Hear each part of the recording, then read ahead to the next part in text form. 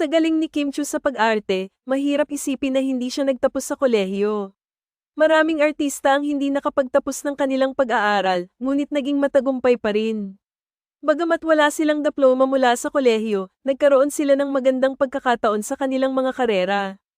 Isa sa mga bagay na labis na ikinalungkot ni Kim Chu ay ang mga madalas na tanong tungkol sa posibilidad na siya ay mag-aral muli sa kolehiyo. Sa halip na sagutin ito, mas pinili niyang tutukan ang kanyang trabaho at ang pagtulong sa kanyang pamilya sa pinansyal na aspeto.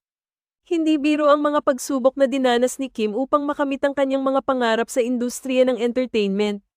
Sa kabila ng mga balakid, nagpatuloy siya sa pag-abot ng kanyang mga layunin. Nakikita sa kanyang dedikasyon at sipag ang kanyang pagmamahal sa sining ng pag-arte.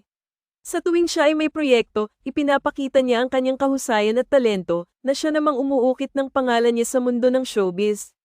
Kilala si Kim sa kanyang mga makabagbag damdaming palabas at pelikula.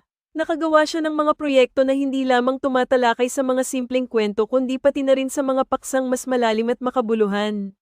Ang kanyang kakayahan na makilala sa mas malawak na madla ay nagbigay daan sa kanya upang makuha ang simpatiya at pagmamahal ng maraming tao.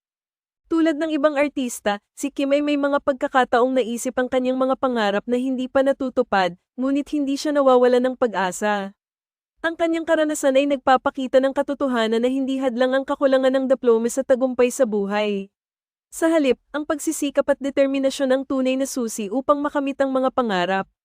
Maraming mga tao ang humahanga kay Kim hindi lamang dahil sa kanyang talento kundi dahil din sa kanyang magandang puso. Bukod sa pagiging mahusay na artista, siya rin ay kilala sa kanyang mga charitable works at pagsuporta sa mga layuning panlipunan. Ang kanyang malasakit sa kapwa ay nagbibigay inspirasyon sa marami at nagiging dahilan upang siya ay respetuhin hindi lamang bilang isang artista kundi bilang isang tao.